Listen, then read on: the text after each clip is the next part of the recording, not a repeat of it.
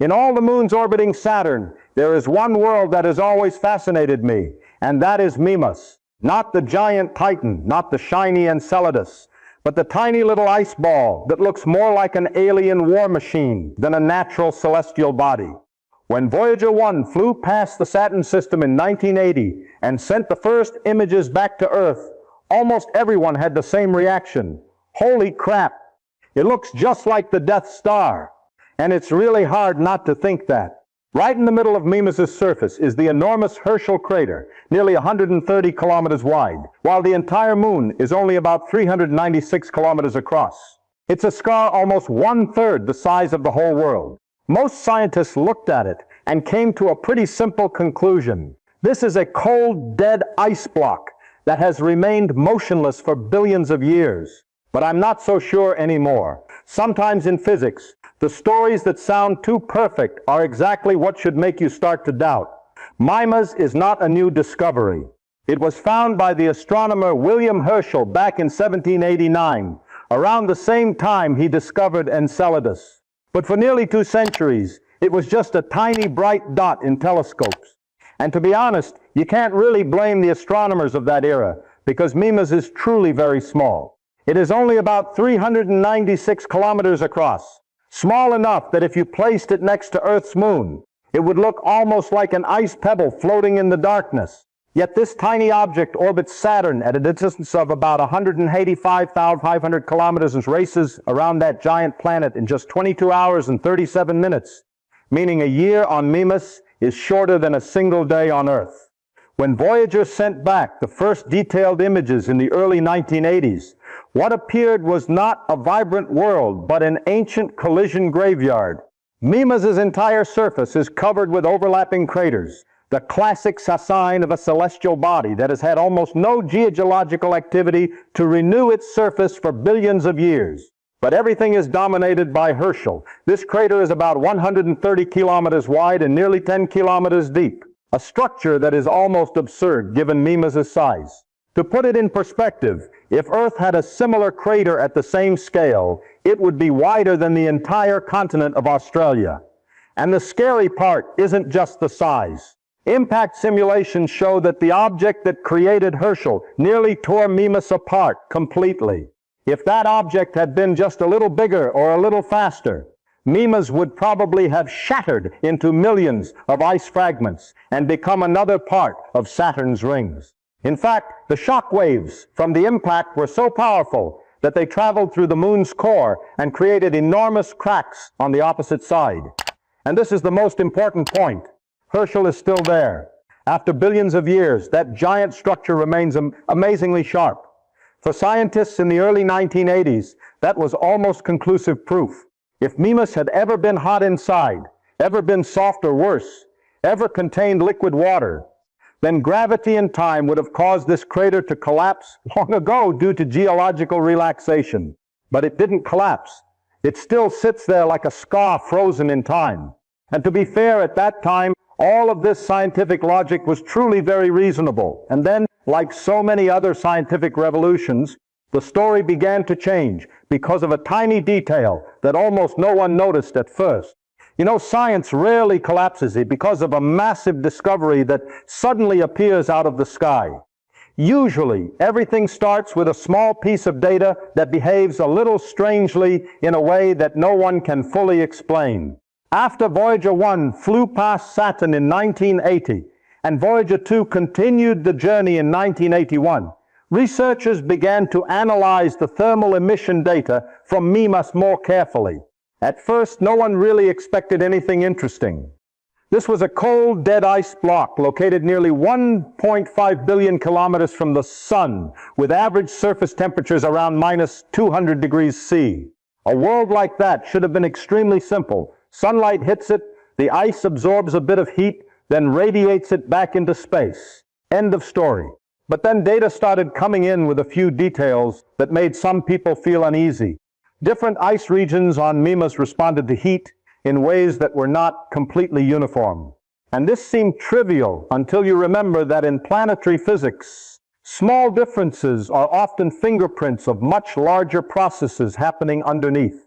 Some areas on the surface stayed cold longer than expected, while other regions warmed up faster, even though in regular light photos they looked almost identical. Now, if you're looking at a world that has been dead cold for billions of years, this is not what you expect. A truly dead celestial body usually behaves very simply in terms of thermal properties. But Mimas began to show signs that its ice layer was not as uniform as everyone thought. And this is when Saturn enters the story in a very interesting way. Saturn is not just the planet with beautiful rings. It also possesses a giant magnetic field, strong enough to trap high-energy electrons for a very long time. These particles create an intense radiation environment around the planet, and Mimas has been orbiting inside that environment for billions of years, like an object continuously bombarded by an invisible rain of particles. High-energy electrons slam into Mimas' surface at tremendous speeds and gradually alter the microscopic structure of the outer ice layer. This is the part where human intuition starts to betray us, because most people think ice is just ice. But in physics, ice is an amazingly strange material. If you compress it long enough, hard enough, and cold enough, its crystal structure changes completely. A soft, snowy ice layer can become a dense, hard ice layer, almost like glass. And when that happens, the way it absorbs and conducts heat also changes. Some regions on Mimas appear to have been compressed hard by Saturn's magnetic field radiation over millions of years, causing them to retain heat differently from regions that still have softer ice layers. This creates small thermal differences, enough to make simple models start to wobble. And this is the part that is truly interesting to me. This data is by no means proof of a subsurface ocean or some secret hot core. It only tells us that Mimas is more complex than the dead ice block label that everyone likes to stick on it. But in physics, complexity is often the first warning sign that the story is much bigger than it appears on the surface. You know what's the funniest thing? No one looks at Mimas and thinks it will become an interesting puzzle. It doesn't have volcanoes like Io. It doesn't have a thick atmosphere like Titan. It doesn't have plumes of material shooting into space like what we began to suspect on Enceladus in the early 1980s. It's just a cratered ice ball sitting silently in the darkness. But sometimes in science, the things that look the most boring are exactly where nature hides its best-kept secrets. And I always think that science is in its most dangerous state at the moment we feel like we've just explained everything, because that's usually when reality is preparing to confuse us once again. And then this is where the story starts to get even stranger, because the more closely I look at Mimas, the harder it is for me to accept the idea that it's just a useless ice chunk drifting around Saturn. You see, there is one structure in the Saturn system that I have always considered one of the most beautiful things in the entire solar system, and that is the Cassini division, the enormous dark gap lying between Saturn's brilliant rings. If you have ever looked at Saturn through a good telescope or seen the images Voyager sent back, you will see that its ring system is not a continuous disk. There are gaps, dark slots, complex bright bands, like a giant symphony written in ice and gravity. The Cassini division is the most famous of those gaps. It is about 800 kilometers wide, wider than the United States, and it separates Saturn's A ring from the B ring. For centuries, astronomers saw this gap, but didn't understand exactly why it existed.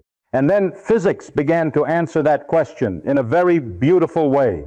What keeps this enormous gap from filling in over time is none other than Mimas, the tiny ice ball that people call the dead moon. This sounded almost ridiculous at first. How could an object less than 400 kilometers across affect the giant structure of Saturn's entire ring system? But this is the wonderful part of orbital mechanics. In gravitational physics, you don't need to be strong. You just need to be persistent. Mimas creates what is called a 2-1 orbital resonance with the ice particles in the Cassini division. That means every time an ice particle completes 2 orbits around Saturn, Mimas completes exactly 1. And because everything repeats at the same rhythm, Mimas' tiny gravitational pull continuously acts on the particles at the same orbital position again and again. I often like to explain this with the image of a swing. If you push a swing out of rhythm, the energy barely increases. But if you push at exactly the right moment every time it comes back, the swing will grow larger until the child almost flies out of the seat. That is exactly what Mimas does to the ice particles in the Cassini division. Each time they return to the resonant position, Mimas gives them another tug, not much. Just a very small gravitational pull. But repeated over millions of years, those small tugs add up into very large orbital changes. Eventually, the ice particles are pushed out of the resonant region, and the Cassini division keeps its gap.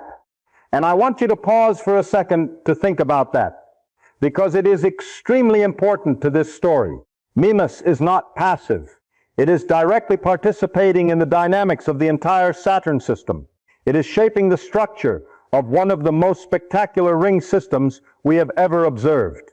That alone makes me feel a bit uncomfortable with the dead moon label. In physics, truly dead systems usually don't do many interesting things, but Mimas does.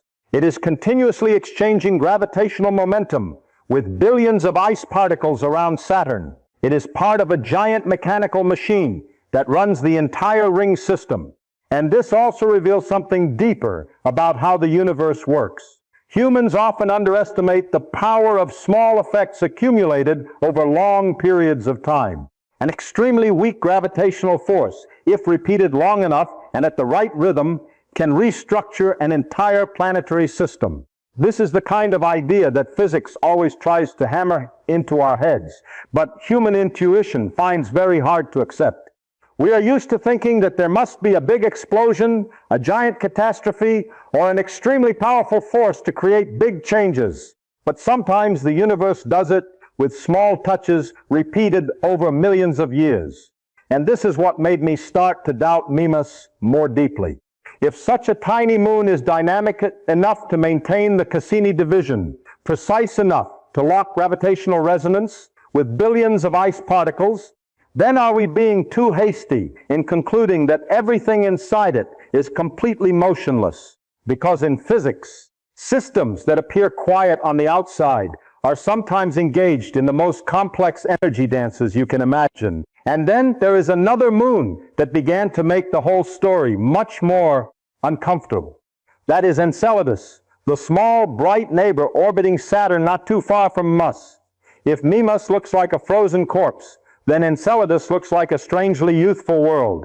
When Voyager flew past in the early 1980s, the images sent back showed Enceladus reflecting light with unusual intensity, almost completely bright white. That was very strange because celestial bodies in the outer solar system are usually gradually covered by dark dust and materials altered by radiation over time. But Enceladus is not. Its surface is bright, like fresh snow, and not just bright, it also has far fewer impact craters than Mimas. Now, in planetary science, fewer craters almost always means a younger surface. A world without internal activity will accumulate more and more craters over time. But Enceladus seems to be continuously renewing its surface somehow. This made scientists begin to suspect that there might be geological activity inside Enceladus. And this is when Mimas really started to become a truly uncomfortable puzzle for me. Because according to the tidal heating models of the early 1980s, Mimas should also have received a significant amount of gravitational energy from Saturn. In fact, in some models, it should even be hotter than Enceladus. To understand this, you have to understand what tidal heating really is. Most people think gravity simply keeps objects in orbit. But gravity does something much more subtle. It stretches objects. When a moon's orbit is slightly eccentric, its distance from the parent planet changes continuously. That means the gravitational force also changes continuously. And when the gravitational force changes, the moon is continuously squeezed and stretched, stretched then compressed, stretched then compressed, millions of times, billions of times.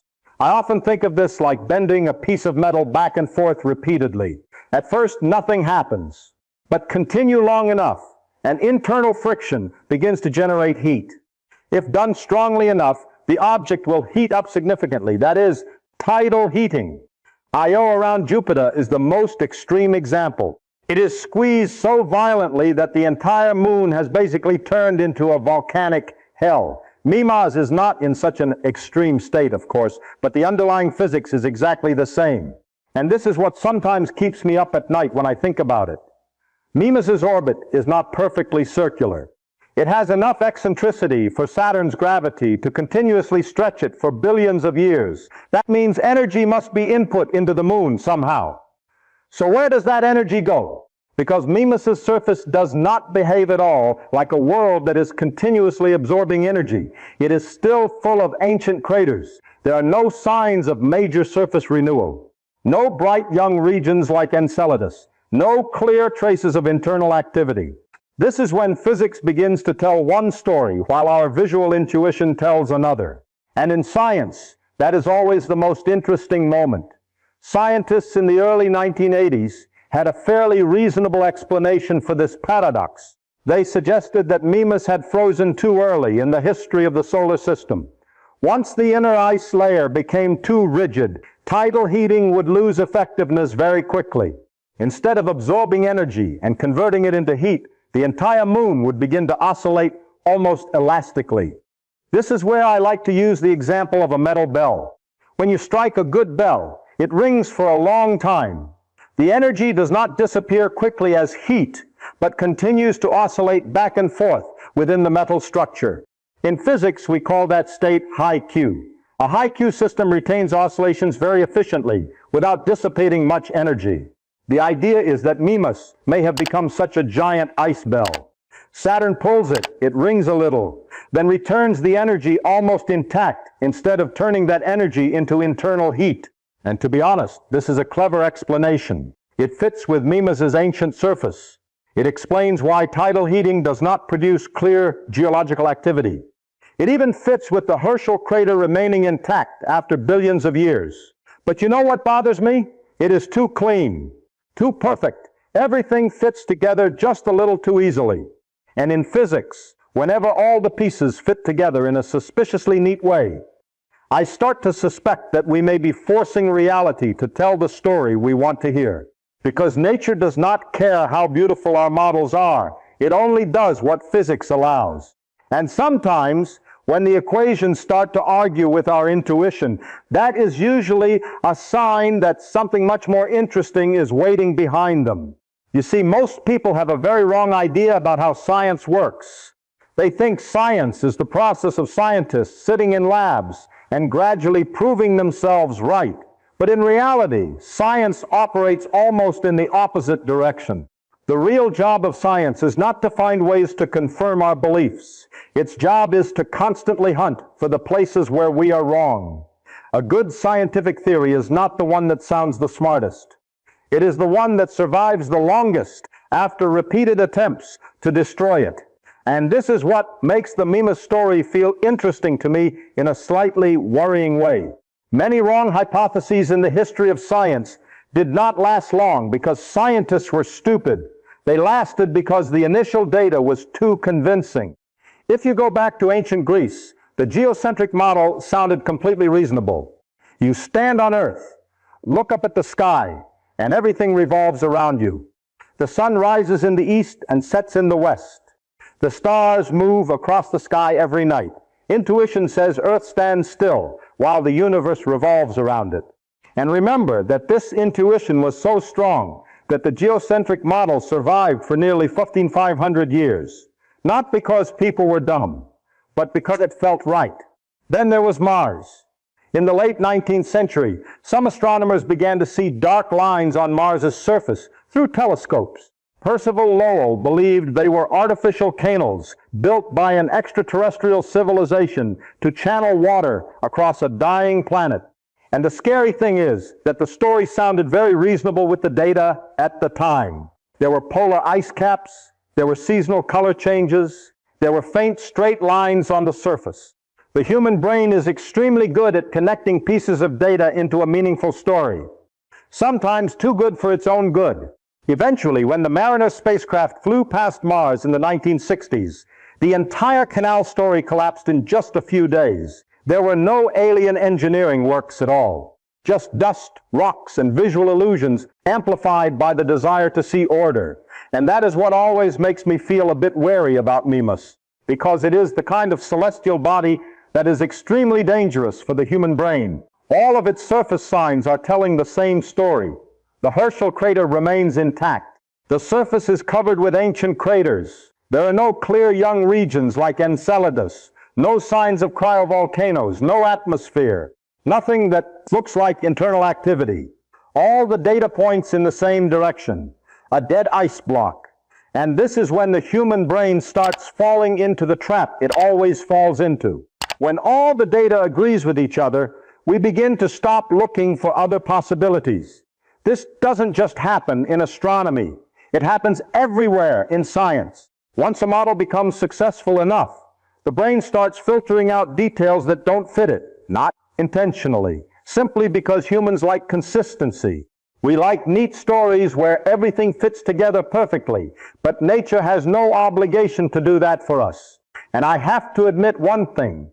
Every time I see an explanation that sounds too clean, too beautiful, too perfect, I start to feel a bit anxious. In physics, reality is often much messier than the models we like to draw on the blackboard. Quantum mechanics is the most typical example. If you really look at how elementary particles behave, it completely goes against everyday intuition. But nature doesn't care if we find it unreasonable. It still does it. And I think this is the most dangerous part of the Mimas story. It's not that we lack data. It's not that the tidal heating equations are completely wrong. It's that we may have started to love the cold, dead Mimas explanation too much, simply because it makes everything simpler. Because once you accept that a tiny, crater-filled, completely silent celestial body can still hide something complex beneath its ice, then suddenly the entire outer solar system becomes much scarier. It means we can no longer absolutely trust the appearance of worlds. It means an ancient surface does not necessarily mean a dead interior. It means the physics beneath the crust can be completely different from the story our eyes see. And honestly, this is exactly what makes science both wonderful and terrifying. The universe was not designed to be easy to understand for the brain of a primate living on a small planet around an ordinary star. We constantly try to force reality into simple stories because it makes us feel safer. But nature does not operate under the obligation to make humans feel safe. It only operates according to physics. And if Mimas is really hiding something beneath its ice, then perhaps our biggest mistake is not in the calculations. Perhaps it lies in the confidence that we understood the story too early. Voyager is one of the most beautiful machines humanity has ever built. I say that completely seriously. Those two tiny spacecraft launched in 1977 flew through the outer solar system like glass bottles containing messages from human civilization thrown into the ocean of space. They passed Jupiter, Saturn, and then continued plunging into interstellar darkness. Just the fact that they could operate at distances of billions of kilometers is almost insane from a technical standpoint. But here is something very important we must remember. No matter how wonderful they were, Voyager still had serious limitations, especially when it came to Mimas. You see, Voyager did not stay at Mimas. It did not orbit that moon for months or years. It only flew past in an extremely short time and continued its journey. Most of what we had in the early 1980s was just surface images, light reflectance data, a little thermal information, and some relatively limited orbital measurements. This is extremely important because humans have a tendency to confuse what we see with the entire reality. We look at the surface of a world and unconsciously assume it represents the entire world. But in planetary physics, that is often dangerously wrong. The surface of a celestial body is sometimes like just the paint on the hull of a submarine. It can tell you a few things, but it doesn't tell you what is happening deep underneath. Think about Earth, for example. If you stand very far out in space and look at a planet, it looks extremely peaceful. A blue-white ball slowly rotating around the sun. There is no sign that beneath that thin crust is a molten hell with an iron core at thousands of degrees C, giant convection currents, magma, terrifying pressure, and tectonic movements powerful enough to lift the entire Himalayas into the sky. If an extraterrestrial civilization only flew past Earth for a few hours and then left, they could be completely wrong about the state inside our planet. And that is the biggest problem in planetary science. Most of the time, we only see the skin of worlds. We cannot cut Mimas in half to see what is inside. We cannot drill dozens of kilometers through the ice layer. We only have reflected light, orbital data, and a few remote physical measurements. Everything else is inference. And inference is extremely dangerous when the data is limited. This is the part that always makes me feel a bit uncomfortable with our confidence about Mimas in the early 1980s. The entire dead moon conclusion was actually built on a very small amount of data compared to the complexity of a planetary world. We saw many craters, so we said it had no geological activity. We saw the Herschel crater still intact, so we concluded the core must be frozen solid. We didn't see cryovolcanoes or young cracks, so we thought there was no significant internal heat source. And remember, all those inference steps were reasonable. I'm not saying they were stupid.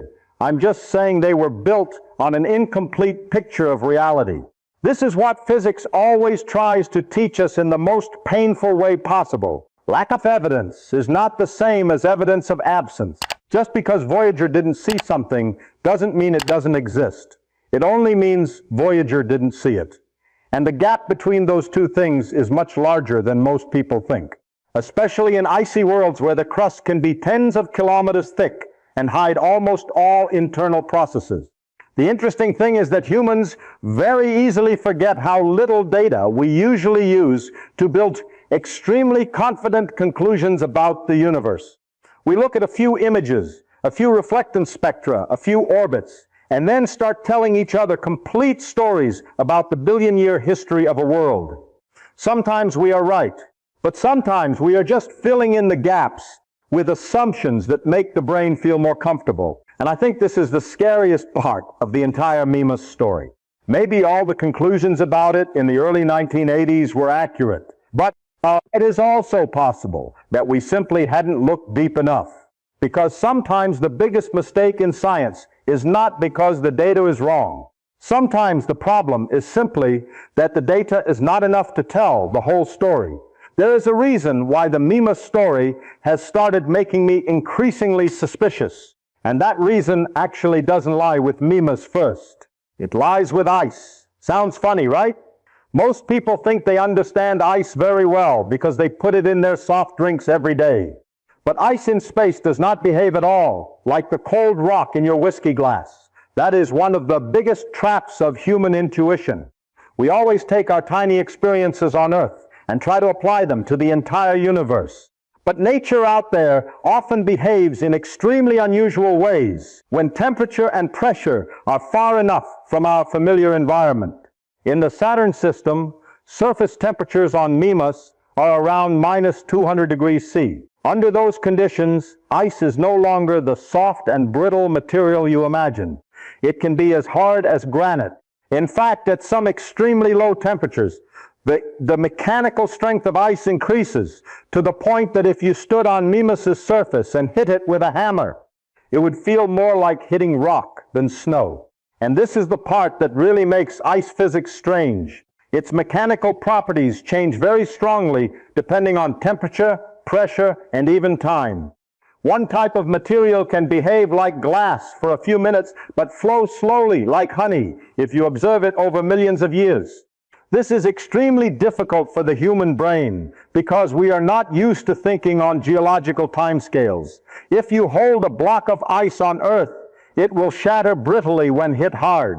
But a giant glacier on Greenland can flow very slowly across hundreds of kilometers like a thick liquid, even though it is still solid ice, same material, two completely different behaviors. And this is where the Mimas story starts to become dangerous for simple assumptions. We see the Herschel crater still intact after billions of years and conclude the ice layer must be extremely hard. That is partially correct.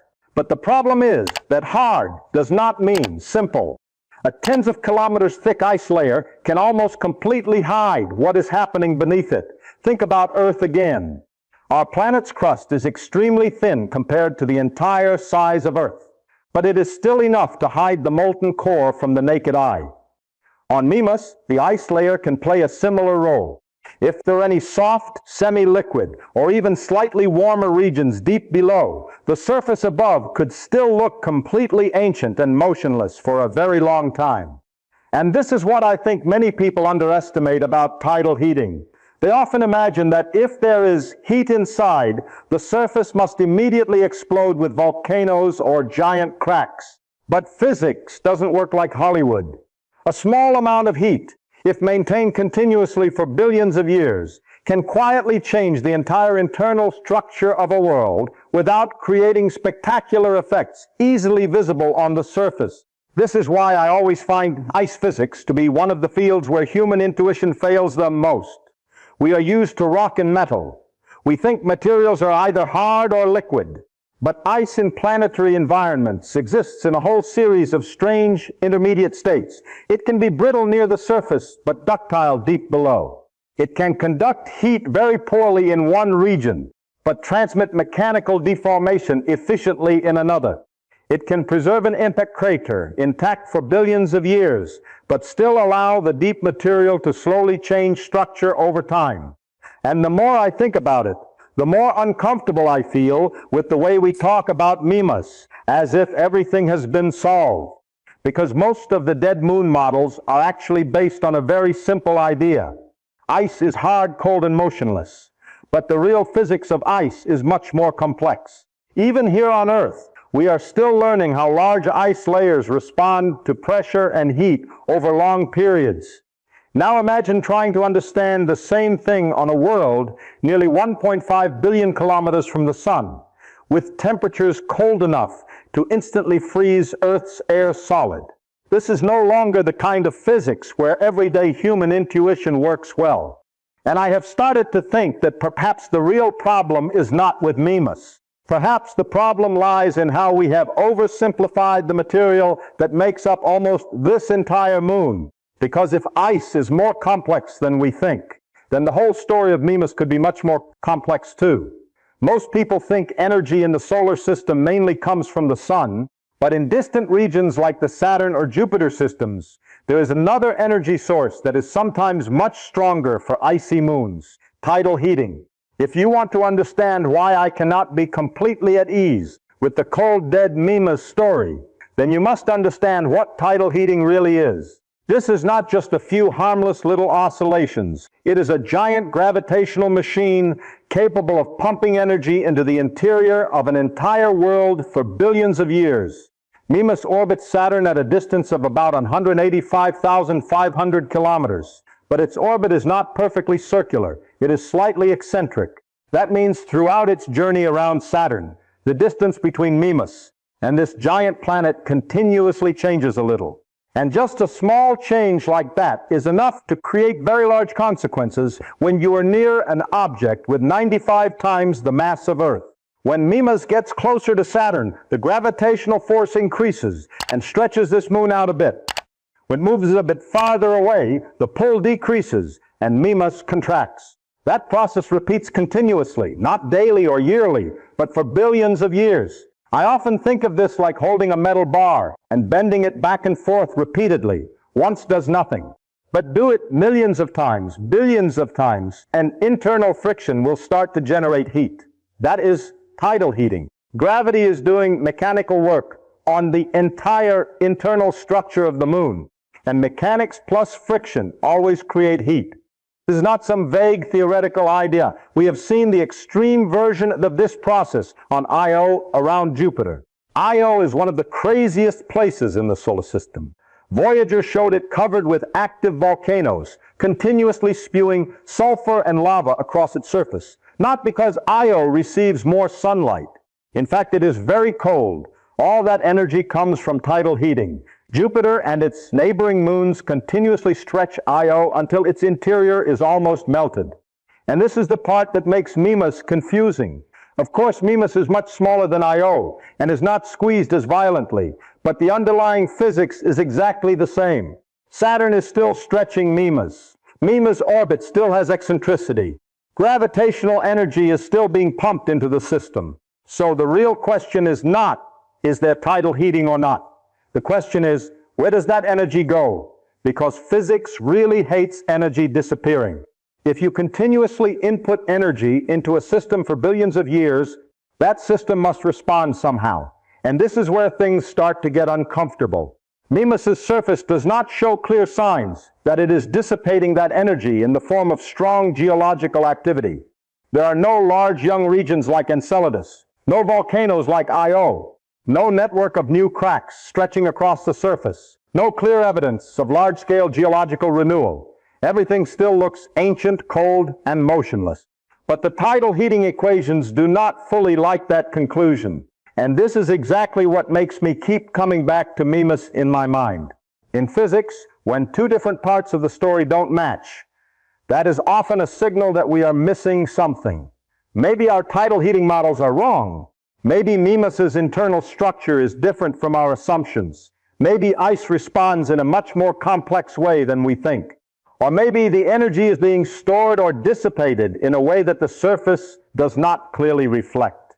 What makes this situation particularly uncomfortable is that Mimas sits right at the boundary between small enough to be dead and close enough to Saturn to keep receiving gravitational energy. And in physics, systems sitting exactly at the boundary are often where behavior becomes the strangest. Too cold to act strongly like Io, but maybe not cold enough to be completely motionless. Too small to retain much primordial heat, but maybe still enough for tidal heating to quietly work over extremely long times. This is the kind of system that makes human intuition start to fail because we like clear answers, either dead or alive, either hot or cold. But nature really likes messy intermediate states. And the more I think about tidal heating on Mimas, the more the story of a completely dead ice block starts to feel a bit too simple for the amount of gravitational energy this moon has endured over billions of years. Because if Mimas is really absorbing gravitational energy for such a long period, then ultimately we still have to answer a very uncomfortable question. Why does a world that is continuously being bent by gravity from the inside still look completely dead? If this moon was once hot inside, how long could that heat last? This is actually one of the most basic problems in planetary physics. Everything in the universe tends to cool down. A hot cup of coffee on the table will cool. A glowing red metal bar will cool. A newly formed planet full of energy from gravitational collisions will eventually cool too. Heat always wants to escape. And the interesting thing is that the cooling rate of an object depends very strongly on its size. Small objects lose heat much faster than large ones for a very simple geometric reason. As size decreases, the surface area to volume ratio increases dramatically. That means a small object has a lot of heat-leaking surface area compared to the amount of heat it holds inside. I always like to think of this like a house in winter. If you have a small room with lots of thin windows, the warm air will escape very quickly. But if you have a giant building with thick walls, the heat will be retained much longer. Planets work pretty much the same way. Large worlds like Earth retain their primordial heat for a very long time because they have enormous mass and a thick crust. But small celestial bodies cool down as fast as a small ember in the cold air. This is why Earth's moon lost most of its geological activity billions of years ago. It is simply too small to keep internal heat for long, and Mimas is even much smaller than the moon. Its mass is only about 3.75 times 10^19 kilograms. That number sounds large to humans, but in planetary science language, it is almost nothing. Earth is about 160 million times heavier than Mimas. An object that's small should have cooled down relatively quickly after formation. Primordial heat from the initial accretion of material, from ancient impacts, or from internal radioactive decay, should have leaked out early history, the solar system. And because Mimas is made mostly of ice, this problem becomes even worse. Ice is not a perfect insulator. If there is a temperature difference for long enough, heat will slowly leak through the crust and escape into the freezing space around it. I often imagine it like warm air seeping through the cracks of a house in winter. Not fast, not violent, but continuous. And if you let that process run for billions of years, almost every small object will eventually become completely frozen solid. That is why the Mimas story makes me feel uncomfortable in a very special way. If there were no additional energy source, Mimas should have become a completely frozen ice block long before the first life appeared on Earth. But then tidal heating appears like a character that ruins the entire simplicity of the problem.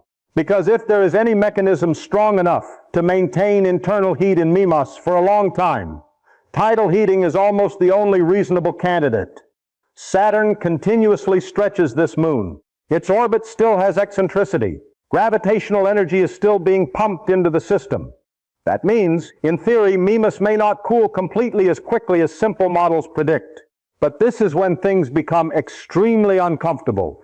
If tidal heating is really strong enough to maintain internal heat for billions of years, why doesn't Mimas's surface show that more clearly? This is exactly the part that makes this problem dangerous for intuition. Because normally, when a world has a sustained internal heat source, you will see traces of it somewhere. On Io, you see volcanoes everywhere. On Enceladus, you start to see bright young regions and signs of surface renewal. Even Earth continuously shows tectonic activity and volcanoes. But Mimas is almost completely silent. It still carries its ancient face full of impact craters. The Herschel crater still sits there, like a fossil frozen in time. This creates an extremely uncomfortable situation in physics. If there is no tidal heating, Mimas is too small to retain heat for this long. But if tidal heating exists strongly enough to maintain heat, then its surface should be telling a different story. And this is when I start to think that perhaps we are misreading some part of the story. Because in science, when two reasonable conclusions lead to a contradiction with each other, there is usually some hidden assumption that is wrong. Either Mimas's physics does not work the way we think, or the way we interpret the geological signs on its surface is missing something extremely important. What if the interior of this moon is not completely solid like we think? It doesn't need a giant ocean. It doesn't need a molten core like Earth. Just a slightly softer layer of material, or a thin semi-liquid region deep under the ice. And the entire way Mimas responds to Saturn's gravity could change completely. This is something extremely important in planetary physics that human intuition often misses. We tend to think that small changes inside cannot create big differences on the scale of an entire world. But reality is the opposite. In physics, sometimes just a very small change in internal structure is enough to completely transform the behavior of the whole system. A bridge can stand firm for decades and then suddenly collapse just because of a small change in resonant vibration. A star can remain stable for billions of years and then explode just because its core changes slightly in pressure and temperature. Physical systems are often amazingly sensitive to their internal structure, and Mimas could be the same. If this entire moon is a completely solid ice block, tidal heating would work very inefficiently. Saturn pulls it, it rings a little, then almost returns the energy to orbit instead of absorbing it as heat. But if there is even just one layer of soft material or a slightly ductile slushy ice region deep below, everything changes immediately because soft material absorbs mechanical energy much better. Imagine squeezing a soft rubber ball instead of a steel marble. The ball deforms, heats up, and dissipates energy. The marble does almost nothing. That is exactly the difference between a completely rigid interior and an interior with a soft layer underneath. A thin semi-liquid region could act like a giant shock absorber, continuously absorbing gravitational energy and converting it into heat. And this is the part that really keeps me up at night when I think about Mimas. A celestial body like that could look completely dead from the outside, while inside it is still quietly deforming for billions of years. The upper surface could be cold enough and thick enough to preserve all signs of internal activity. The Herschel crater would still exist, The craters would still be there. No spectacular volcanoes. No plumes shooting into space. But deep below, the internal structure could still be slowly responding to Saturn's gravity. And remember that in the early 1980s, we had no direct way to check this. No ice-penetrating radar, no spacecraft orbiting Mimas for years, no detailed gravity measurements to infer internal structure. All we had was the surface and physical models. That means most conclusions about Mimas's core were really just indirect inferences from its appearance. And the history of science is full of cases where appearances completely fooled us. Think about Earth before seismology existed. For most of human history, no one knew what was really inside this planet. We lived on a thin crust without realizing that deep below was a molten metal core at thousands of degrees. Or think about Venus. From afar, it looks almost like Earth's twin in size. But beneath the thick clouds is a hell of pressure and temperature, hot enough to melt lead. The history of science repeatedly teaches the same embarrassing lesson. Things hidden beneath the surface are often very different from what our intuition imagines. And what makes Mimas especially dangerous is that it looks so convincing in the role of a dead world. Our brains love that story because all the surface signs support it. But the physics underneath could be much more complex. A thin, soft layer deep inside would not easily betray its existence through a few Voyager photos. It could quietly absorb tidal energy for a long time while leaving only very subtle signals on the surface.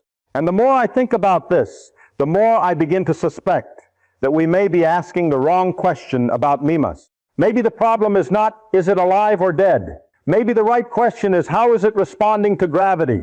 Because in physics, a system can look completely motionless on a large scale, while deep inside, energy is still slowly restructuring it bit by bit. The most interesting thing is that nature usually does not really lie to us. It just answers in a language we have not yet understood well enough to hear accurately. The more I think about Mimas, the more I realize that what makes this story fascinating is not the moon itself. It lies in a much bigger lesson that the history of astronomy keeps hammering into our heads in a somewhat embarrassing way. Worlds that look dead are often not as dead as we think. And the funny thing is that we keep repeating the same mistake over and over. Look at Io, for example.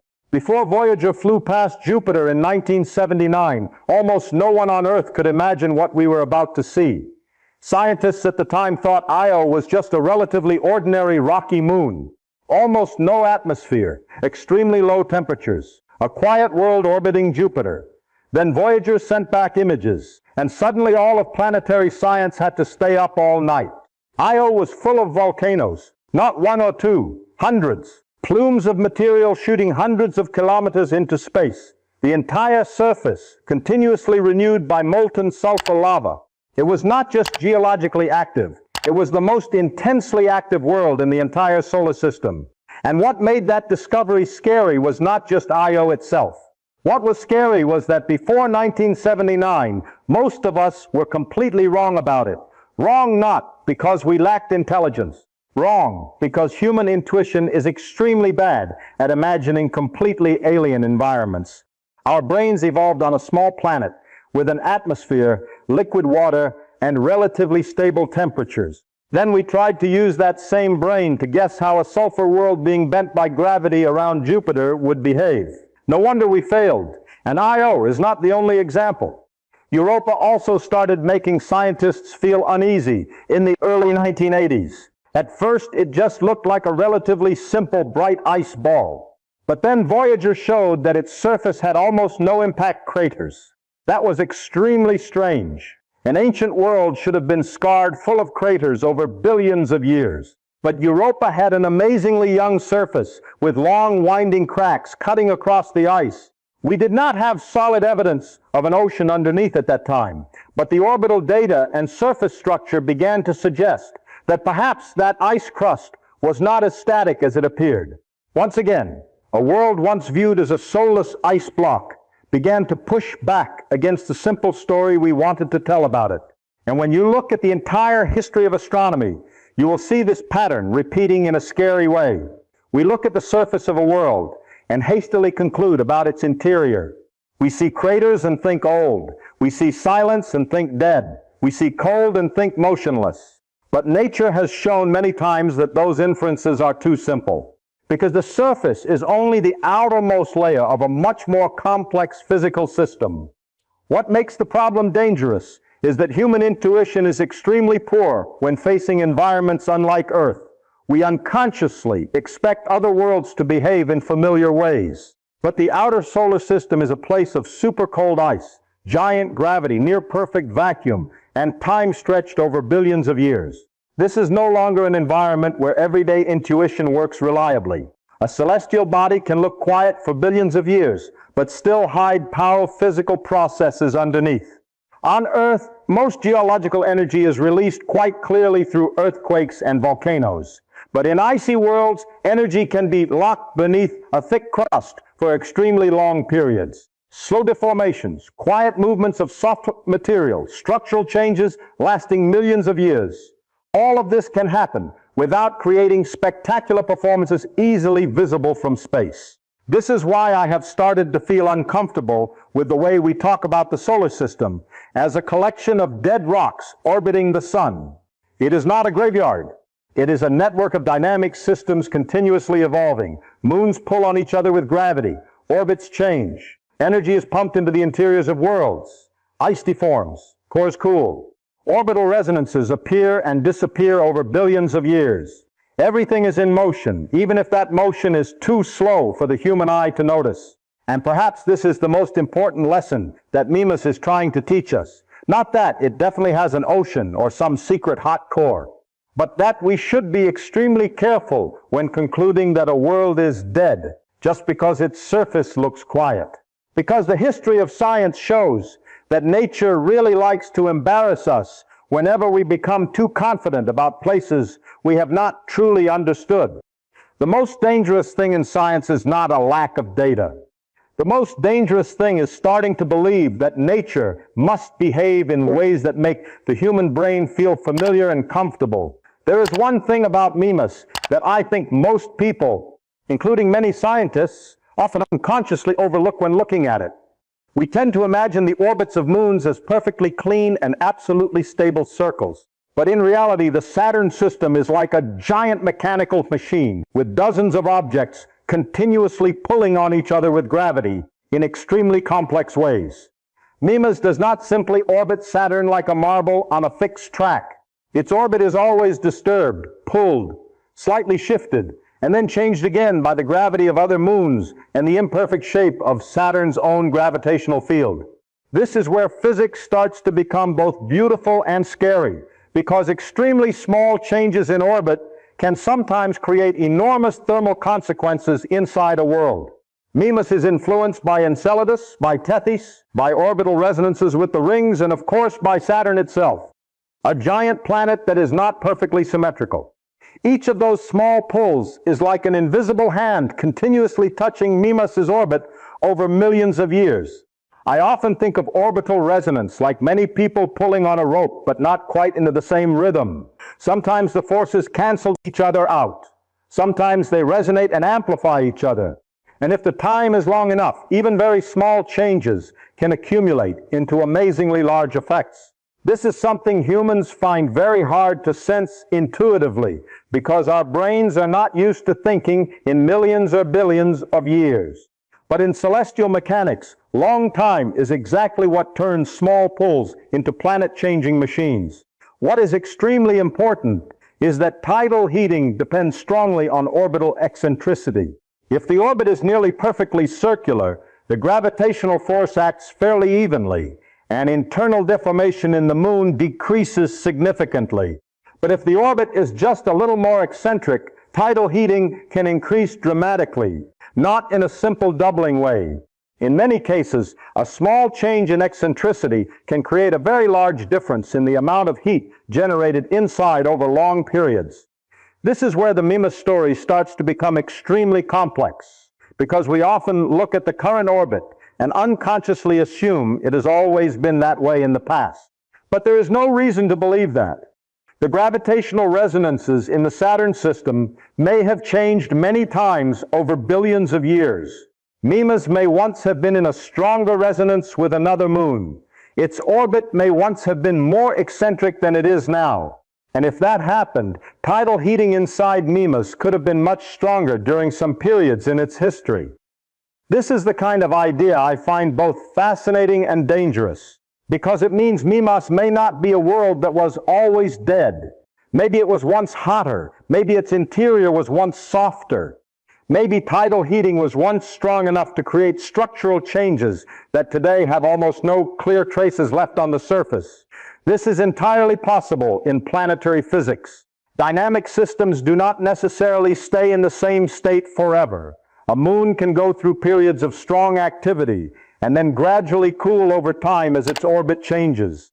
And this is the part that makes Mimas' surface much harder to read than people think. We look at it today and see an ancient world full of craters, but that only tells us about the current or relatively recent state of the surface.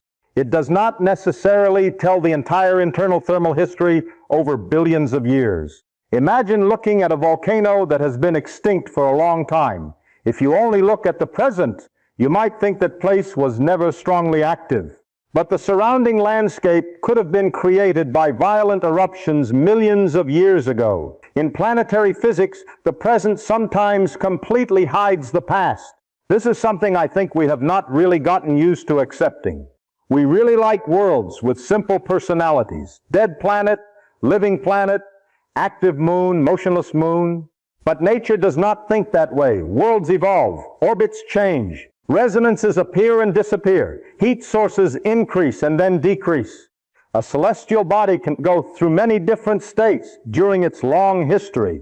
And if Mimas once experienced periods of stronger tidal heating in the past, then its current surface may be only the final photograph of a complex, dynamic story stretching over billions of years that we have only seen the ending of.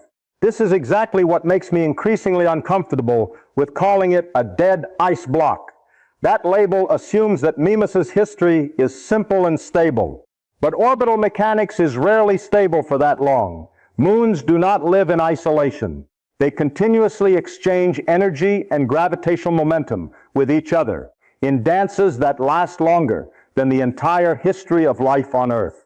And the more I look at the Saturn system as a dynamic system rather than a collection of separate spheres, the more I think that to understand Mimas, we must first stop looking at it as a static object. This is the moment I think we need to step back a bit and remember a very simple but extremely important truth. Nearly the entire story about Mimas in the early 1980s was built from a fleeting glance that lasted only a few hours. Voyager was an astonishing technical achievement, no doubt about that. But it was not magic. It did not stop to study Mimas for months. It did not orbit that moon like a dedicated orbital satellite. It simply raced through the Saturn system at dozens of kilometers per second, took a few series of photos, recorded some data, and continued its journey into the darkness. Everything we knew about Mimas in the early 1980s was actually built on that extremely brief observation period. And the interesting thing is that the human brain is very good at turning a small amount of data into a very large feeling of certainty. Much of Mimas' surface at that time had not even been observed at high resolution. There were areas that Voyager only saw dimly. There were regions completely in shadow or at an unfavorable viewing angle. What we called all of Mimas was really just a few pieces of a giant puzzle. But because the Voyager images were so impressive, especially Herschel crater, our brains automatically felt like we understood that moon. This is something I always find a bit dangerous in science. Humans have a tendency to build very large confidence from very limited data if that data tells a sufficiently convincing story. And Mimas told an extremely convincing story. A surface full of craters, cold ice, no clear signs of activity. We looked at it and said, done, case closed. But the reality is that Voyager never looked through that ice layer. No instruments at the time could do that. No ice-penetrating radar. No detailed gravity oscillation measurements. No seismology. No way to directly check Mimas' internal structure. All we had was its outermost layer. And this is where physics begins to become very humble. Because in science, no evidence is completely different from evidence of absence. The two sound close in everyday language, but in physics, they are worlds apart. If you look up at the daytime sky and do not see stars, that does not mean the stars have disappeared. It only means your eyes are not in the right conditions to see them at that moment. The same is true for Mimas. Just because Voyager did not see internal activity does not mean that activity does not exist. It only means Voyager did not have the tools to detect it. And the gap between those two conclusions is extremely important. What makes me find it funny is that we often behave as if a surface photo allows us to understand an entire world. But even on Earth, the most powerful processes sometimes occur completely outside our view. Earth's molten core is hot, but you cannot see it with the naked eye. Convection currents in the mantle continuously move the continents, but happen too slowly for humans to sense directly. Earthquakes begin dozens of kilometers deep underground. Volcanoes exist because energy was trapped in the planet's interior long before being released. Most of a planet life actually happens in places our eyes cannot see. And that is what makes me increasingly suspicious of our certainty about Mimas. We look at the skin of a world and then conclude about its heart. Sometimes that is correct. But sometimes we are just telling ourselves a story that makes the brain feel more comfortable in the face of missing data. Because the truth is, we hate the feeling of not knowing. Humans like clear conclusions. A moon is either dead or alive. A core is either hot or cold, but nature often does not care about that psychological need of ours. It continues to exist in complex, messy, and ambiguous states, whether we like it or not. And I think this is the truly scary part of the Mimas story. Maybe we do not fully understand it, but what is even scarier is the possibility that we started believing we understood it too early. Because in science, sometimes the most dangerous thing is not what we do not know. Sometimes the most dangerous thing is the things we think we have already figured out. There is a point in every scientific investigation where you are forced to consider an idea that sounds a bit crazy, not because you like it, but because the equations start refusing to go away. And for Mimas, that idea is this. What if this tiny moon once contained liquid water beneath an ice layer? As soon as you say that, most people will immediately react like, wait, no way, it's minus 200 degrees C. But this is when physics continues to ruin our everyday intuition, because liquid water in space does not necessarily need conditions like those on Earth. In fact, if there is enough pressure and the right kind of dissolved impurities, water can exist in a liquid state in environments much colder than most people imagine. One of the most interesting substances here is ammonia. In planetary chemistry, ammonia acts like a rule breaker for water ice. When mixed with water, it can lower the freezing point dramatically, even below minus 100 degrees C in certain mixtures. That means you do not need a molten hell inside Mimas to keep some material in a liquid state. You only need enough heat to keep a water-ammonia mixture above that much lower freezing threshold. And suddenly, tidal heating starts to become dangerous in a new way. Because if Saturn continuously pumps a small but steady amount of energy into Mimas's interior over billions of years, then perhaps that is enough to maintain pockets of liquid or soft ice layers deep beneath the surface. Not an Earth-style ocean with waves and sunlight. I am not saying that. This could simply be dark semi-liquid regions lying under tens of kilometers of hard ice. But in planetary physics, the difference between completely solid and having a soft material layer is extremely large. And this is the part that makes this idea particularly uncomfortable for the classic model of Mimas. If a layer of water or soft ice mixture once existed underneath, the upper crust could easily be thick enough to hide almost all signs on the surface. We often unconsciously expect that if a world has liquid water underneath, it must look like Io or something full of spectacular activity. But that is not required. A subsurface ocean does not automatically create cryovolcanoes or giant cracks. Everything depends on crust thickness, heat amount, pressure, and how energy is transmitted through the internal material. If the ice layer is thick enough and cold enough near the surface, it can act like a giant lid, keeping all the deep activity from showing too clearly on the outside. This is the part where I think many people are most easily fooled by intuition. We see the absence of geological activity and immediately infer that liquid water inside cannot exist. But in physics, no evidence seen has never been a strong enough argument to completely rule out a possibility, especially in systems where the crust can be tens of kilometers thick and activity timescales are measured in hundreds of millions of years. A world can quietly maintain weak internal heat without producing surface effects easily visible to a spacecraft flying past in just a few hours like Voyager. What makes this situation even more interesting is that physics often allows more intermediate states than human intuition wants to accept. We like to divide the world into simple labels: solid or liquid, alive or dead, active or motionless. But nature almost always exists in messy transition zones between those states.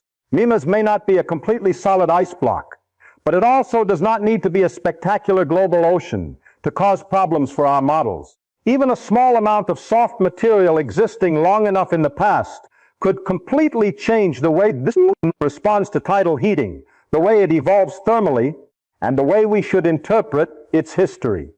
What keeps me coming back to this hypothesis is not because it sounds intuitively reasonable. Honestly, it sounds a bit crazy. A frozen Death Star that might once have hidden liquid water underneath. It sounds more like science fiction than serious planetary science. But physics does not care what sounds reasonable to human emotions. It only cares whether the equations allow it. And this is the truly scary part of science. Sometimes what keeps you up at night is not a clearly ridiculous hypothesis. Sometimes it is a hypothesis that sounds insane, but stubbornly fits the equations better than you want to admit.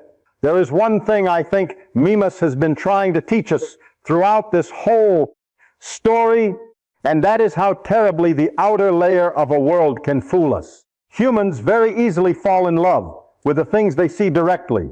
We look at the surface and unconsciously believe we are looking at the true nature of that object.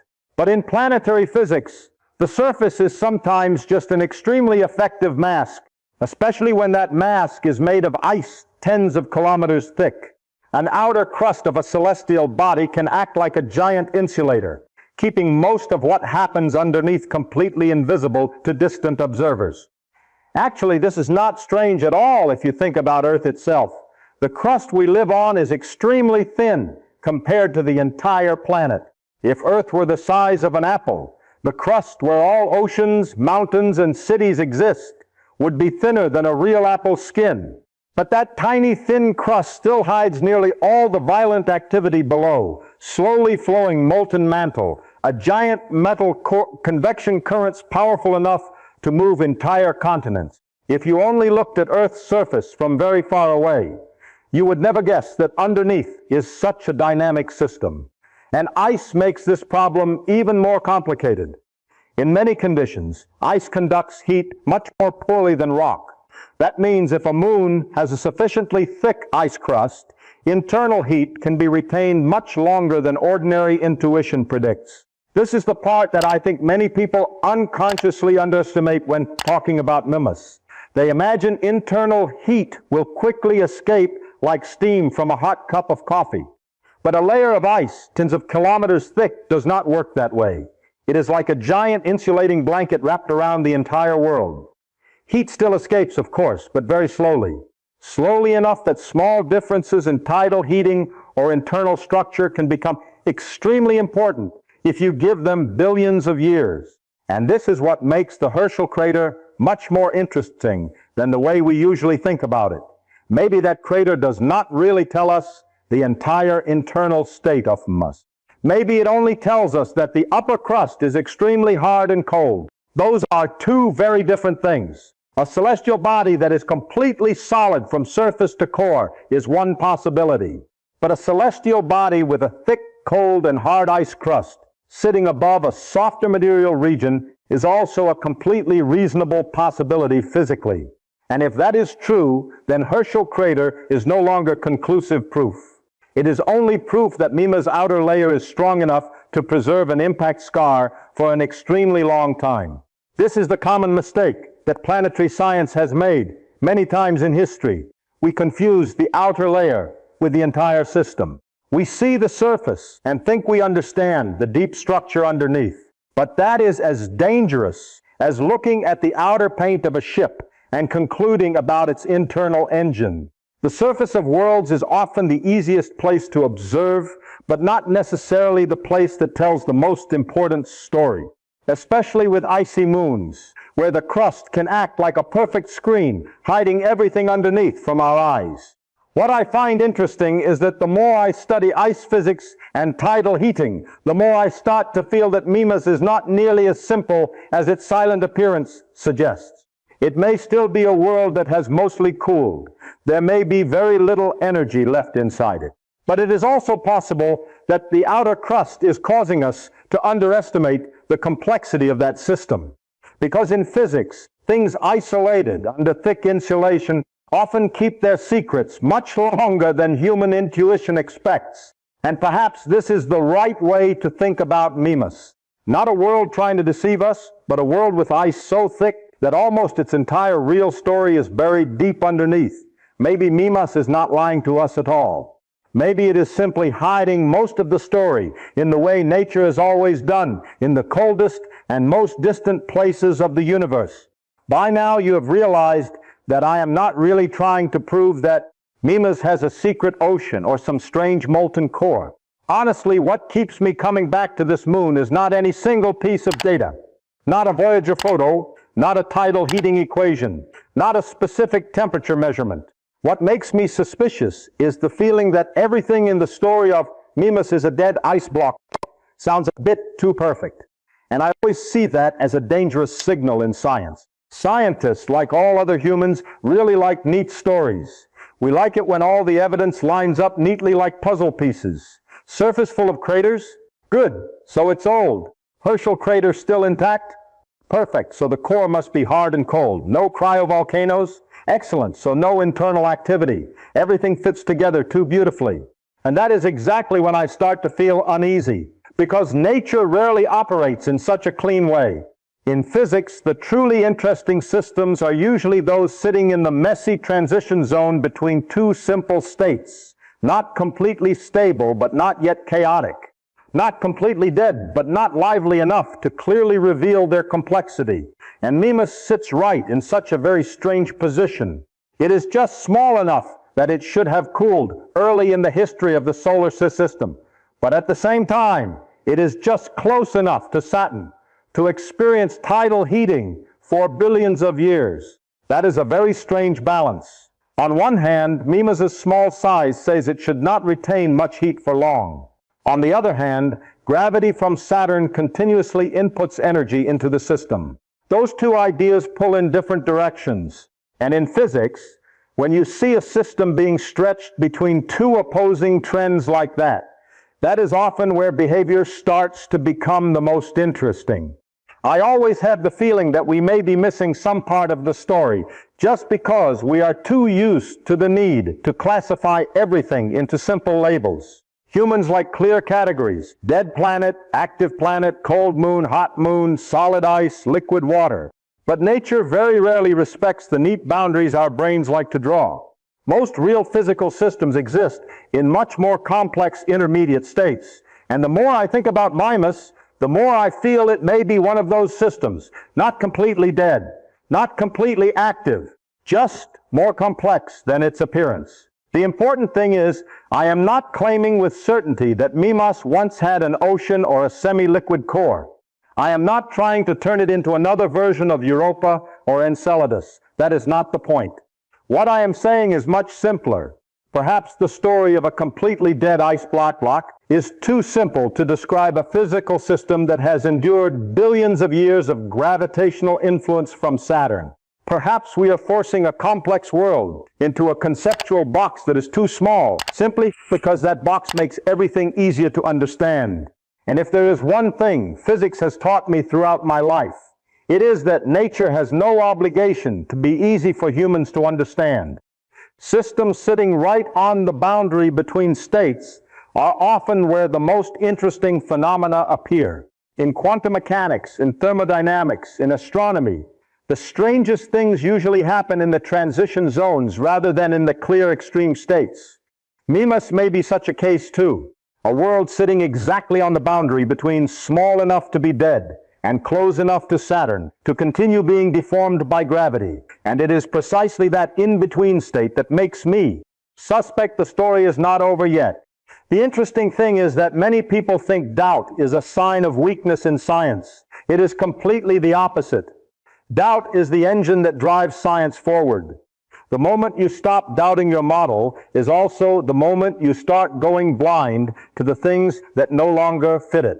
And perhaps the most valuable thing Mimas is doing is not providing us with clear answers, but forcing us to keep asking questions about the things we once thought we understood too, certainly. There is a reason why I cannot view the Mimas story as just a small debate about a distant moon orbiting Saturn. Because if we are truly misunderstanding Mimas, the consequences of that are far greater than just one icy world. It would change the way we look at the entire solar system. Think about this for a moment. For most of the history of astronomy, humans have tended to divide worlds into two very simple types. Either they are active and interesting like Earth, or they are cold, dead, and almost geologically meaningless. But if a small crater-filled celestial body that looks completely motionless like Mimas can still hide complex physical processes beneath its ice layer, then suddenly all the other icy moons in the solar system also become much more suspicious. Maybe Mimas is not the only case. Maybe we are looking at a whole series of worlds that we thought were dead, but are actually still alive in ways very different from human intuition. And this is when the story begins to touch on a much bigger question: life beyond Earth. You see, for most of the time, humans unconsciously think that life requires a planet like Earth, a warm surface, sunlight, an atmosphere, open oceans. But if liquid water can exist beneath the thick ice layers of distant moons, then the entire definition of habitable places starts to change. The scary thing is that liquid water may be far more common than we once imagined. Not on the surface where you can see it with telescopes, but buried deep under layers of ice, tens of kilometers thick. And strangely, environments like that can sometimes be even more stable than planetary surfaces. On Earth, the surface is constantly changed by climate, meteorites, radiation, and geological upheaval. But a subsurface ocean beneath a thick ice layer would be very well protected from most of those dangers. Ice acts like a giant shield against space radiation. It reduces impacts from small meteorites. It insulates heat and creates a stable environment for extremely long periods. If there is a maintaining energy source, for example, tidal heating, then physically, such places could exist for a very long time. This is what makes me find the outer solar system increasingly interesting the more I think about it. We used to look at icy moons as cold, boring rocks lying outside the strong sunlight of the sun. But perhaps they are actually dynamic systems hidden beneath the quiet white crust. And if that is true, then the number of potential environments for life in the universe could be much larger than human intuition suggests. Because remember that in astronomy, our intuition is often very bad at imagining the possibilities that nature allows. In the past, many people believed planets had to be like Earth to be interesting. Then we discovered Io full of sulfur volcanoes. Titan has a thick atmosphere. Europa may not be completely frozen. Each time we look more closely, the universe becomes more diverse than our primate brains once imagined. And what haunts me about Mimas is not because I am certain it has an ocean. Honestly, I don't know. Maybe it really is just a cold, hard ice block from the outside all the way in. But if we were once too confident about it, then that shows we may also be too confident about many other worlds. This is the part I find most interesting in science. A small question about a small moon sometimes opens up an entirely new way of looking at the universe. If icy worlds can maintain internal heat longer than we thought, if liquid water can exist in more places than we imagined, then the concept of a dead world starts to become dangerous. Perhaps the universe does not divide clearly into living places and dead places the way we like to imagine. Perhaps it is full of strange intermediate states where energy, chemistry, and time combine in ways we are only beginning to understand. And perhaps the most amazing thing is that the coldest, darkest, and most soulless-looking places may actually be the most interesting places to search for something entirely new. What I like most about the Mimas story is not the possibility that it may once have contained liquid water or some complex interior. What I like most is the way it reminds us how science actually works. Most people think the power of science lies in it always being right, but that is not why science is strong. Science is strong because it allows humans to correct their mistakes. That is the truly magical part. A system where you are allowed to say, we haven't understood enough yet, without making the whole structure collapse. In many other areas of human life, admitting mistakes is seen as failure. But in science, that is often the moment when understanding takes another step forward. And the history of physics is full of such moments. Reality continuously destroys our old intuitions in ways that almost insult the human brain. There was a time when people believed space and time were absolute until Einstein appeared and said both stretch depending on velocity and gravity. There was a time when people believed atoms were like neat little marbles orbiting each other like a miniature solar system. Then quantum mechanics appeared and turned the entire subatomic world into a nightmare of probability where particles are both waves and objects. And honestly, if you look deep enough into modern physics, reality begins to behave in ways that completely do not care what everyday human intuition feels about it. Quantum mechanics is probably the biggest example of that. An electron does not have a definite position until you measure it. Two particles can be linked across enormous distances in a way Einstein once called spooky action at a distance. Energy fluctuates in a vacuum that seems completely empty. None of that sounds reasonable if you try to think with everyday logic. But nature has no obligation to please our intuition. And I think Mimas, in its own small way, is reminding us of exactly that lesson. Maybe it really is a completely dead ice block, but maybe it is more complex. What matters is not the final conclusion. What matters is that we are willing to continue doubting our own models, because science only becomes truly dangerous when humans start to love their assumptions more than the actual data. The moment a model becomes something that cannot be doubted, it starts to resemble dogma more than science. This is something I always try to remind myself in physics. The most beautiful equations can still be wrong. The most reasonable sounding ideas can still collapse completely when new data appears. And actually, that is the beauty of science. It is not a system built on unchanging belief. It is a system designed to self-correct. Each time nature confuses us, human understanding expands a little more. Each time a world behaves differently from predictions, we are forced to think more deeply about our assumptions. Io once did that. Europa may be doing that. And perhaps Mimas is too. Not through spectacular eruptions or big shows, but through a much more subtle kind of discomfort. It is too simple in a way that makes you start doubting that simplicity. I think this is the most important lesson the outer solar system is teaching us. The universe is always more complex than the most beautiful models humans build. Not because scientists lack intelligence, but because reality is simply far vaster and stranger than the brains that evolved on the African savanna. We continuously try to compress that complexity into neat stories because it makes us feel more comfortable. But nature does not care about human emotional needs. It simply continues to operate according to its physical laws, whether we fully understand them or not. And perhaps that is exactly why I love science so much. It forces us to be humble before reality. It constantly reminds us that what we know is always much smaller than what we still do not understand. Mimas may just be a tiny icy moon orbiting Saturn. But if it makes us remember that lesson once again, then perhaps it has done something far more interesting than simply being a natural death star. Because humility does not make science weaker. On the contrary, it is precisely humility that makes science honest enough to continue moving forward, A very strange feeling comes over me every time I think about the Saturn system for too long. It is beautiful, of course. Beautiful to the point of being almost absurd. Those bright rings floating in the darkness look more like something designed by an artist than by physics. But the more closely I look, the more I feel that place resembles a cemetery of light more than anything else.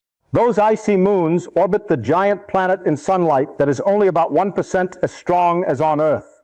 At that distance, space begins to look almost eternal, silent, cold to the point where matter behaves in ways completely alien to human life. And among all those worlds, Mimas is perhaps one of the quietest places we have ever seen. No atmosphere, no visible volcanoes, no open oceans, just an ice ball full of craters slowly orbiting Saturn in nearly endless darkness. But the interesting thing is that it is precisely that silence that makes it so scary and fascinating. Because in physics, the systems that look the most still are sometimes the ones hiding the strongest processes.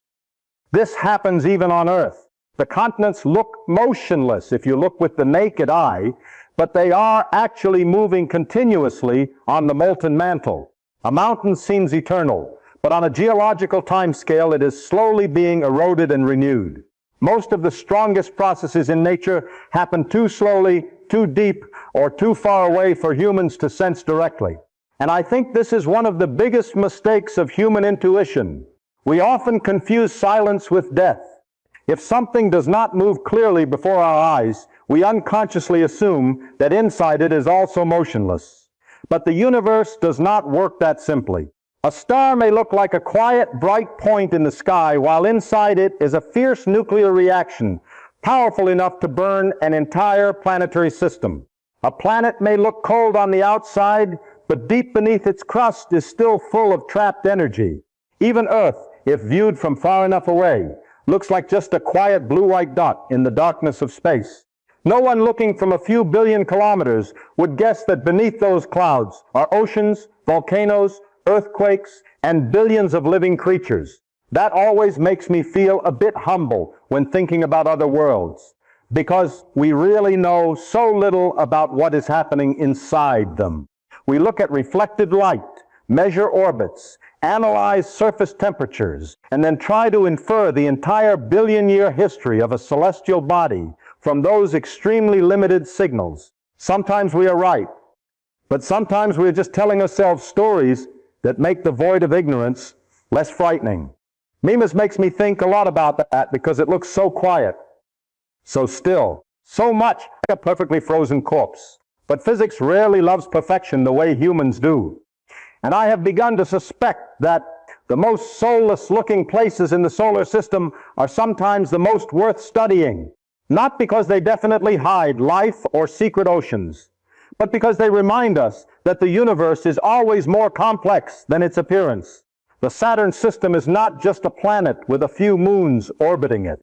It is a giant dynamic system where gravity, ice, heat, and time have interacted with each other for billions of years in ways we are only beginning to understand. And if a tiny moon like Mimas is enough to make us argue about what is really inside it, then imagine how many other worlds out there we have not yet understood correctly. Perhaps the most amazing thing is not whether Mimas has secrets or not. Perhaps the most amazing thing is that after centuries of observing the sky, the solar system can still contain more secrets than we have ever dared to imagine. How can we misunderstand a world for decades? And the interesting thing is, I do not think the answer lies in scientists lacking intelligence. It is quite the opposite. The problem with Mimas is that all the initial evidence was too reasonable. That is what is dangerous. If the data had contradicted itself from the beginning, we would have doubted much earlier. But Mimas tells an extremely convincing story. The giant Herschel crater remains intact like a petrified scar in time. The surface is covered with ancient craters. There are no clear signs of cryovolcanoes, no network of young cracks like Europa, no dynamic appearance like Io or Enceladus. Everything points in the same direction. This is a cold, dead ice block that has remained motionless for billions of years. And to be honest, that was a completely reasonable conclusion based on the data we had. This is the part that I think many people misunderstand about science. They think science fails when scientists are stupid or make silly calculation errors. But most of the big mistakes in the history of science were actually built from very reasonable ideas based on the available data.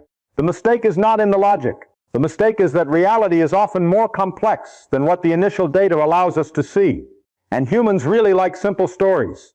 Our brains evolved to find order in chaos. We want to turn the universe into neat models where everything has clear causes and behaves in understandable ways. A moon full of craters, then it is dead. A bright moon with few craters, then it is geologically active. The brain loves that kind of classification because it makes the world more predictable. But nature has no obligation to behave in ways that make our primate brains feel comfortable. And I think that is exactly what Mimas is reminding us. Maybe it really is just a dead ice block. Maybe all the doubts about tidal heating, internal structure, or liquid water ultimately lead to dead end. That is entirely possible. But it is also possible that we are looking at a world far more complex than the simple label we have placed on it. A world where a cold and ancient crust hides a more complex thermodynamic history deep underneath. A world where gravity, ice, and time have interacted for billions of years in ways we are only beginning to understand. And the most important thing is that science allows us to live with that uncertainty. In fact, science is not the journey from wrong to right, as most people imagine. It is more like a journey from big mistakes to smaller and less dangerous mistakes. We build a model, then new data appears and forces us to revise that model. Then the new model is broken by even better data. That is not failure. That is how understanding evolves. The most beautiful thing about science is not that it is always right. The most beautiful thing is that it allows humans to change their minds when reality demands it. Very few human belief systems have such a strong capacity for self-correction. And perhaps that is why I love physics so much. It constantly reminds you that the universe does not care what you feel is reasonable. It simply continues to exist according to its own laws. Sometimes those laws create things that are understandable and beautiful. Sometimes they create quantum mechanics, where reality almost mocks our intuition. And sometimes they create worlds like Mimas, a small, quiet, and cold ice ball that is mysterious enough to make humans argue for decades about what really lies beneath its ice. I think the final important thing is not whether Mimas once contained liquid water or not, nor is it whether tidal heating was strong enough to maintain a soft interior in the past or not. Those questions may one day be answered when we have better data. What is more important is that we continue to ask questions instead of falling too much in love with the first simple answers we find. Because the moment science becomes most dangerous is when humans begin to believe the story is over. And if there is one thing that the entire history of physics keeps trying to teach us, it is that the story is almost never over. Reality always has another layer deeper down, another undiscovered law, a small detail that refuses to fit the current model, a world that seemed dead but hides something unexpected in the darkness. Perhaps that is the most wonderful thing about the universe. It has no obligation to make humans feel comfortable. And that is precisely why science has become the greatest adventure humanity has ever begun. If you like stories where physics, the universe, and scientific mysteries collide in ways that make everything we once believed start to shake, please subscribe to the channel and join me on the upcoming journeys.